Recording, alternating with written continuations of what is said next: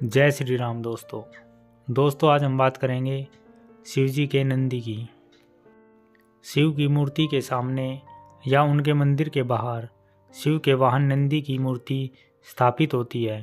नंदी बैल को पुराणों में भी विशेष स्थान दिया गया है।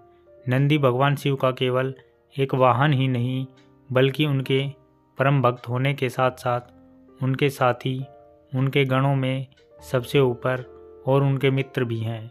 एक बार ब्रह्मचारी व्रत का पालन करते हुए शिलाद ऋषि को यह भय सताने लगा कि उनकी मृत्यु के पश्चात उनका पूरा वंश समाप्त हो जाएगा। इसलिए उन्होंने एक बच्चा गोद लेने का निर्णय किया। इसके लिए शिलाद ऋषि ने भगवान शिव को प्रसन्न करने के लिए उनकी आराधना शुरू की। शिलाद ऋषि की कठोर तपस्या की वजह से भगवान शिव स्वयं उनके सामने प्रस्तुत हुए और उन्हें वरदान मांगने को कहा। शिलाद ऋषि ने उनसे कहा कि वह एक पुत्र की कामना रखते हैं। भगवान शिव ने उनसे कहा कि जल्द ही उन्हें एक पुत्र की प्राप्ति होगी। अगले ही दिन खेती करने के लिए वह खेत पर पहुँचे, जहाँ उन्हें एक खूबसूरत नवजात शिशु मिला। वह शिशु बेहद आकर्षक तो था ही, उसके चेहरे पर एक अजीब सा तेज भी था। इतने में ही उन्हें एक आवाज़ सुनाई दी, यही तुम्हारी संतान है, इसका अच्छी तरह पालन पोषण करना। कुछ समय बाद कुछ संत ऋषि के यहाँ पधारे। शिलाद ऋषि ने उन साधुओं को प्रणाम किया। तब उन दोनों ने उन्हें लंबे और खुशहाल जीवन का आशीर्वाद दिया। लेकिन जब नंदी ने साधुओं के चरण स्पर्श किए तो संतों ने यह आशीर्वाद नहीं दिया। शिलाद ने इसका कारण पूछा। तब संतों ने कहा कि नंदी अल्पायु है। नंदी ने जैसे ही सुना कि वो अल्पायु है, वह हंसने लगा। उसने अपने पिता से कहा कि आपने मुझे भगवान शिव की कृपा से पाया है, इसलिए मेरी उम्र की रक्षा भी वही करेंगे। नंदी का कहना था कि जो लोग भगवान शिव की आराधना करते हैं उन्हें कोई तकलीफ छू भी नहीं सकती। यह कहकर अपने पिता का आशीर्वाद प्राप्त कर नंदी भुवन नदी के किनारे तप करने चले गए।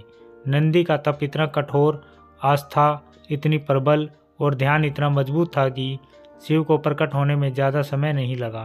नंदी ने उनसे प्रार्थना की कि वह हर समय उनके साथ रहना चाहते हैं। नंदी के समर्पण से प्रसन्न होकर भगवान शिव ने नंदी को पहले अपने गले लगाया और उन्हें बैल का चेहरा देकर उन्हें अपने वाहन, अपना दोस्त, अपने गणों में सर्वोत्तम के रूप में स्वीकार कर लिया। समुद्र मंथन के समय जब हलाहल विष निकला तब शिवजी ने उसे पीकर संसार की रक्षा की। इस बीच विष की कुछ बूंदें भूमि पर गिर गई, जिन्हें नंदी ने चाट लिया। देवता और असुर दोनों ही नंदी को देखकर हैरान रह गए कि नंदी ने जानबूझकर इस विष को क्यों ग्रहण किया। नंदी ने जवाब दिया कि जब उनके स्वामी ने इस विष को ग्रहण किया है तो उन्हें तो करना ही था। नंदी का यह समर्पण देख शिव भी प्रसन्न हुए और कहा कि नंदी मेरे सबसे बड़े भक्त हैं, इसलिए मेरी सभी ताकतें नंदी की भी हैं। शिव और नंदी के बीच इसी संबंध की वजह से शिव की मूर्ति के साथ नंदी की प्रतिमा भी स्थापित की जाती है। ऐसा माना जाता है कि शिव तो हमेशा ध्यान में लीन होते हैं, वह हमेशा समाधि में रहते हैं, इसलिए उनके भक्तों की आवाज़ उन तक नंदी ही पहुंचाते हैं।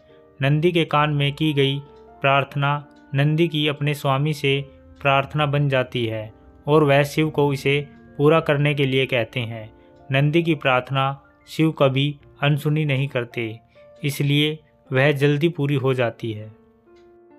दोस्तों, सनातन धर्म से जुड़ी ऐसी और भी रोचक जानकारी पाने के लिए हमारे चैनल को सब्सक्राइब ज़रूर करें। वीडियो को शेयर और लाइक करना ना भूलें। जय श्री राम।